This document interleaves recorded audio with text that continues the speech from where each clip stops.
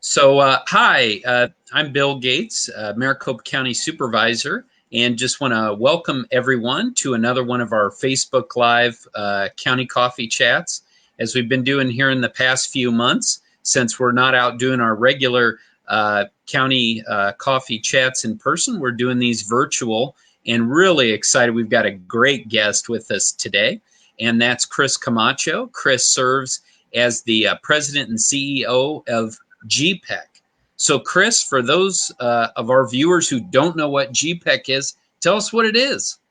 Thanks, Bill, and thanks for having me today. So, Greater Phoenix Economic Council is the county's region-wide partner on economic development. So we work with 22 of the cities here in the region, along with Maricopa County, and about 170 private sector companies that are all organized to not only drive new companies to the market, which I'll talk about, but also work with the governor, the Arizona Commerce Authority, and other partners to help expanding companies do well in our communities. So it's obviously an interesting time as we sit here in 2020, but I'm happy to join you here for a coffee in the afternoon. Well, thanks a lot. It's a big role, very, very important position that you're in there, Chris. How'd you end up in that position? Well, so I came up from Yuma back in 2008 after spending 3.5, almost 4 years as the CEO there. And my predecessor recruited me up here to run business development and did a lot of our tax and competitiveness strategy. And he moved on to California back in 2014. And I was fortunate enough to take over the organization and work with you and many others to build a very robust economy. And fortunately for all of us, we're reaping the benefits of a much more diversified economic position than we've been in previous decades.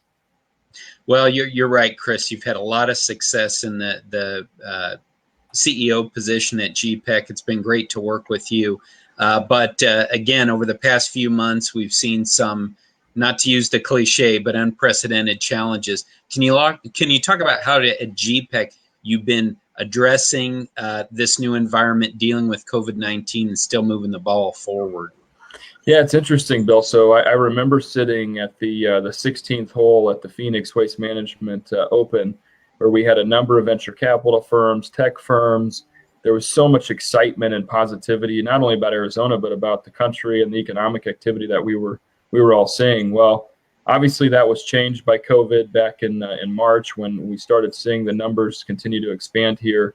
And then more recently, we've seen a more significant increase. But with that said, while we've been really focused on industries, not only the restaurants, the hospitality sector, which unfortunately have been hit the most significantly as we've had to stay at home and work from home. But just as important, we have to do our best as leaders and even citizens, ensure that we're utilizing masks and the best practices we can to ensure that we get this back on track. Because I had a call with national media today, and as much work as we've done to help small businesses with PPP and all of the other infrastructure loans available, our brand nationally right now is we are known as the hotbed, the hot spot for COVID. So we have our work to do. And I will tell you, I just hope we can move past the partisanship, and let's work together as a community. Let's be very a lot of intense methodology about how we get this back on track. Because I will tell you, what we're experiencing right now, Bill, is our last quarter of economic activity entering the funnel was better than 2019's April, May, June. So again, I'm careful because I know a lot of people are struggling through this process. A lot of small businesses have been challenged, but by the same token, we think all businesses need to be supported, and let's help them get through this process. Well, and Chris, you make a great point when it comes to what we can best do to help keep this economic growth moving forward, particularly with the spike we've seen in COVID-19. And that's why at the Board of Supervisors level, we recently voted 5-0 bipartisan basis to make the mask requirement mandatory countywide. And it's not popular with everyone, but to a person, each one of us on the Board of Supervisors believes that the best thing we can do to keep this economy going and to avoid having to go back into a stay-at-home is to do the things that we keep talking about, right? Whether it's wearing a mask, whether it's social distancing, washing your hands, we can do both.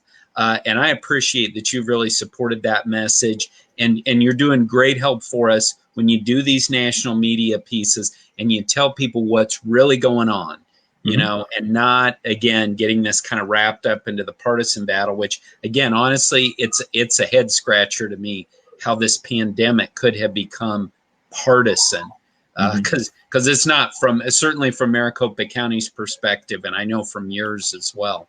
Well, what's encouraging, Bill, is the market, the community. We're very resilient people as Arizonans. Yep. And I can tell you in my travels, which, you know, typically I'm out and about every day meeting with people, so it's been different sitting at my house and having my kids run through the back of the screen, which happens pretty regularly in my world.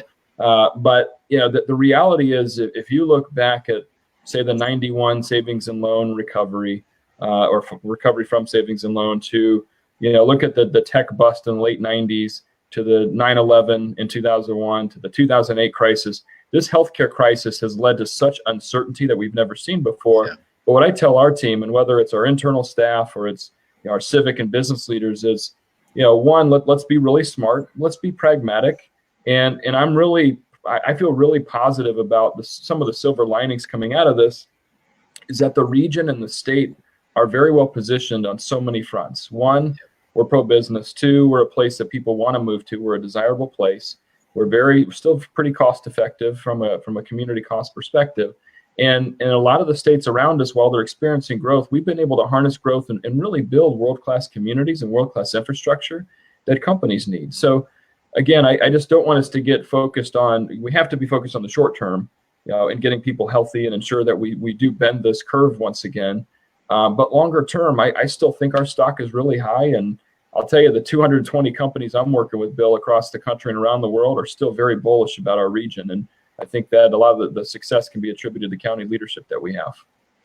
Well, I appreciate you saying that, Chris. Now, you mentioned the 220 companies there, and this is, I think, what you referred to as the pipeline. And obviously, I know a lot of the stuff that you're working on is top secret, but just can you give us a sense of that pipeline, what it's looking like, up, down? What are the things that you're focused on right now?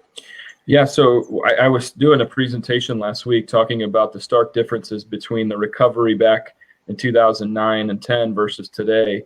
The economy has pivoted. We're a dramatically different economy than we were from back then, where we were heavily reliant on growth, housing, and really everything related to building homes and commercial developments. Today, our job growth has been anchored in technology, cybersecurity, software. There's over 600 software companies operating here in Metro Phoenix.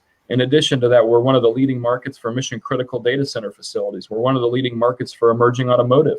So these industries that we were not seeing success in back in the early 2000s, our biomedical infrastructure is expanding at about 35% year over year. So this region is evolving in so many different sectors. But I do believe a marked change in all of this, Bill, is when Taiwan Semiconductor, TSMC, decided to select this region and this community to put down major multi-billion-dollar roots as the next generation fab for IoT, 5G.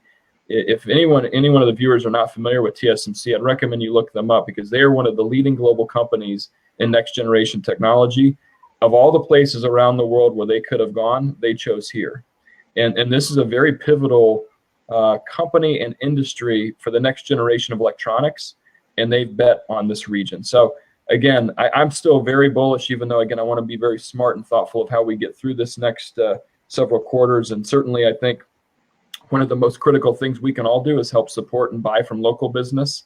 While we're out recruiting companies, doing Zoom and other virtual calls like this, doing pitches, in between, whenever I have a chance, I'm trying to go out to my local coffee shop, my local restaurant, doing our best to prop up the local companies, because they all need it.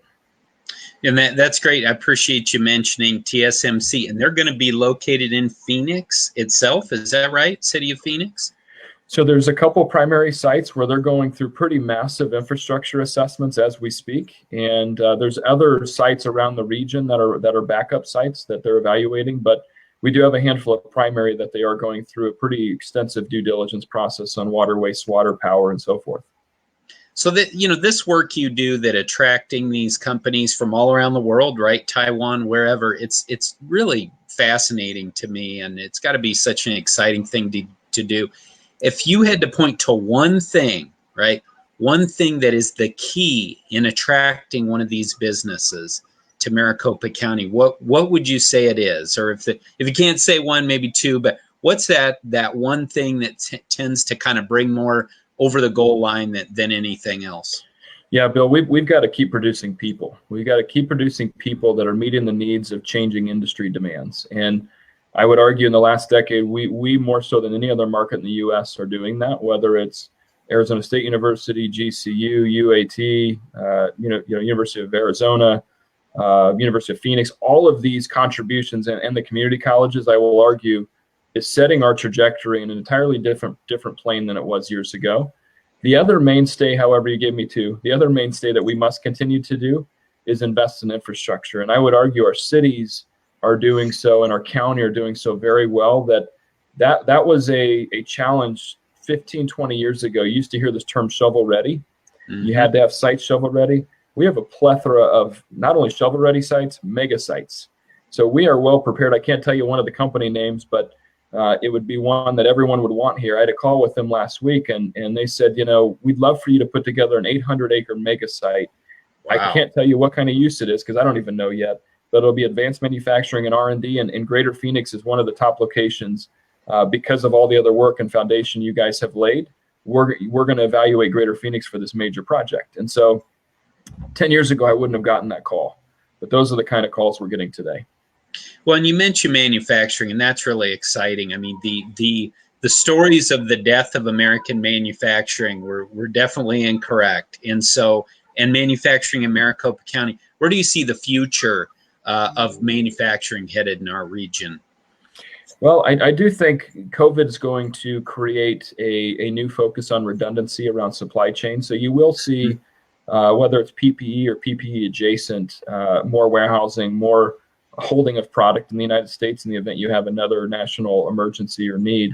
But the other major change you're going to see is mechanization and automation. So whether you're producing golf clubs or you're producing consumer products, you're going to see the intense need to continue down the educational pathway because individuals in manufacturing are going to be more so working with machines.